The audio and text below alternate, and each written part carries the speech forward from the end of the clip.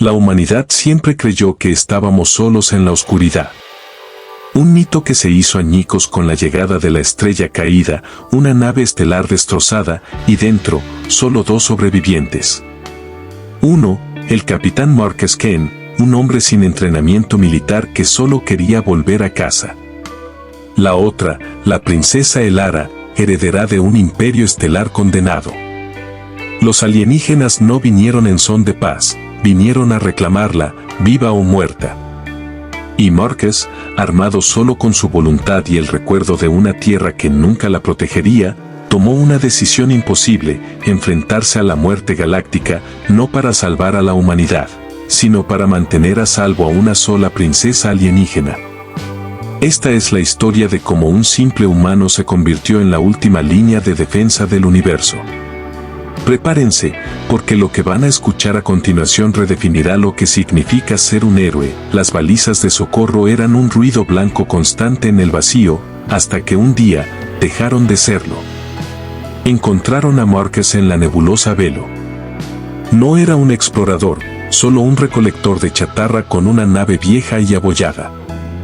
Pero lo que encontró no era chatarra, era lo que quedaba de la Ethel, una nave de guerra estelar. En el centro de los restos, bajo un campo de estasis parpadeante, estaba ella. La princesa Elara. Su piel, un mosaico de zafiro y obsidiana, sus ojos, galaxias. Estaba herida, aterrorizada, pero viva. Lo más importante, no era humana. Y Marcus, el hombre que solo quería un buen cargamento, ahora tenía la criatura más valiosa y buscada del cosmos durmiendo en su bodega. Su vida simple acababa de terminar. El silencio en la nave de Marcus fue lo más aterrador.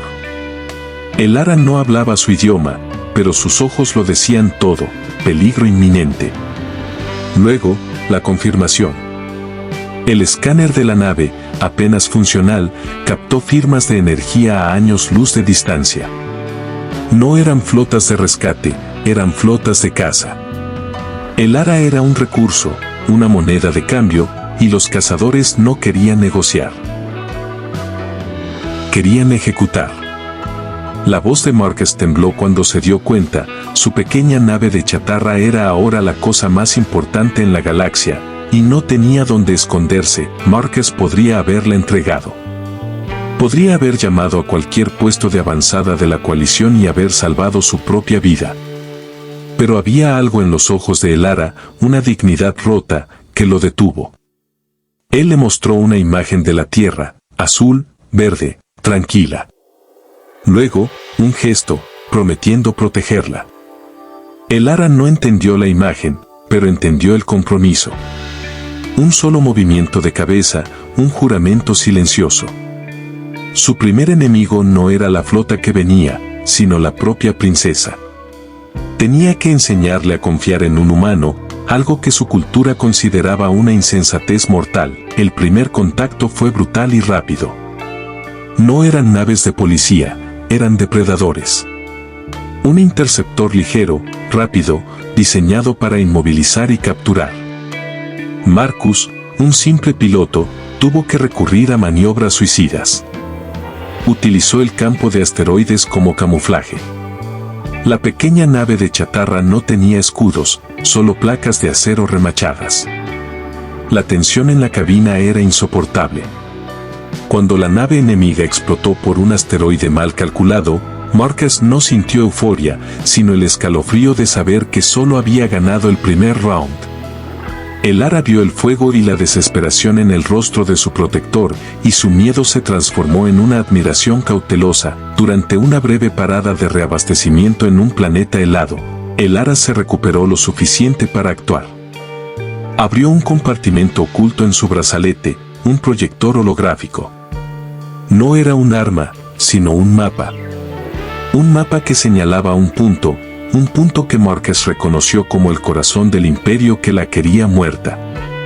Lo que el mapa revelaba era escalofriante: Elara no era solo una heredera, era la clave para un arma ancestral, una que podía colapsar sectores enteros. Protegerla no era solo salvar a una princesa, era evitar una catástrofe galáctica. necesitaban recursos y reparaciones. Se dirigieron a una base minera abandonada, un cementerio de maquinaria oxidada. Pero los cazadores los estaban esperando. Una docena de mercenarios con armaduras pesadas. Marcus no tenía blasters potentes, pero tenía ingenio humano. Usó los túneles de ventilación para canalizar el combustible de propulsión desechado. La explosión no mató a nadie, pero causó el caos. En medio del humo, Elara, por primera vez, tomó una decisión, le entregó a Marcus una pequeña hoja ceremonial. «Lleva esto». «Es rápido», le dijo en un idioma galáctico roto. Era un permiso para matarla antes que dejarla caer en manos de sus captores. El viaje se estaba cobrando su precio. Marcus estaba exhausto, paranoico. Cometió un error crítico. En una estación espacial neutral, confió en la persona equivocada. Un informante vendió su posición por una suma miserable. Fueron emboscados en el muelle de carga. La lucha fue cuerpo a cuerpo. Marcus recibió una herida de plasma en el costado, profunda, dolorosa. Vio el miedo genuino en los ojos de Elara, no por ella, sino por él.